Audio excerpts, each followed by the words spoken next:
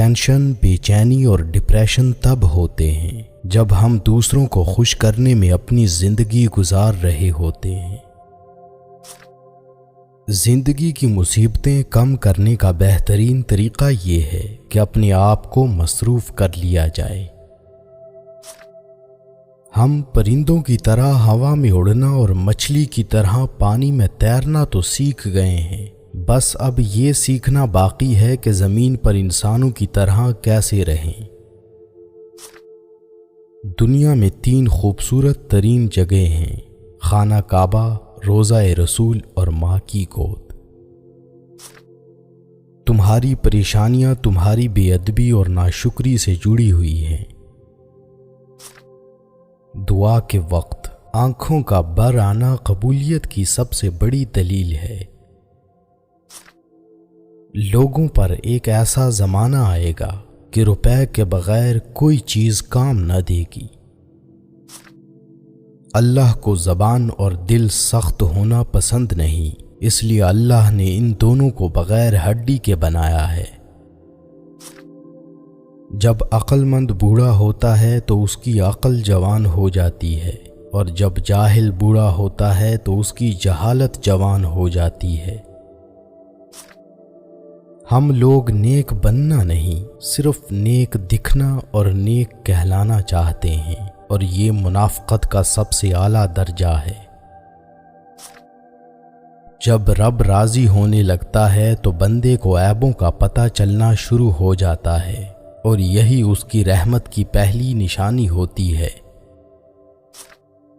یقین جانو کہ اللہ زیادتی کرنے والوں کو پسند نہیں کرتا۔ نیک عورت اگر خود کو مضبوط بنا لے تو اللہ پاک اس کی عزت کو ہمیشہ پردے میں رکھتا ہے۔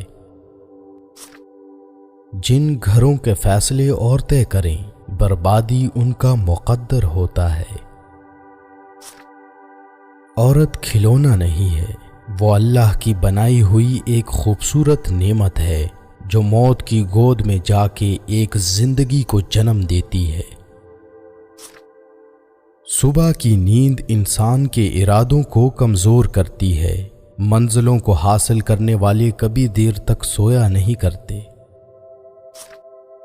غریبوں کی ہائے اور فارغ لوگوں کی رائے کبھی نہیں لینی چاہیے۔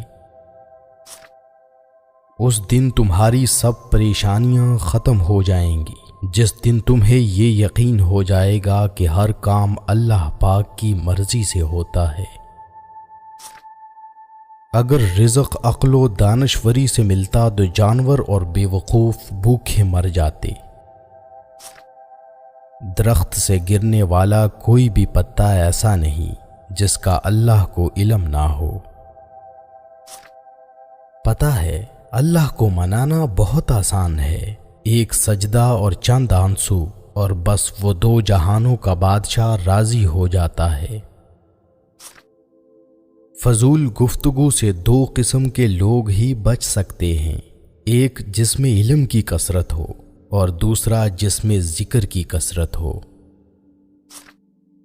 4 خوبیاں انسان کو باکمال بنا دیتی ہیں: ٹھنڈا دماغ، میٹھی زبان، نرم دل اور چہرے پہ مسکراہٹ۔ جس کو علم ہو جائے کہ اللہ بڑے غور سے سنتا ہے تو پھر وہ اپنی کہانی کسی اور کو نہیں سناتا۔ حضرت علی رضی اللہ تعالیٰ عنہ فرماتے ہیں، اللہ جب کسی بندے کو نیک بنانا چاہتا ہے تو اسے 3 چیزوں کا عادی بنا دیتا ہے۔ اسے کم بولنے، کم کھانے اور کم سونے کا الہام کر دیتا ہے۔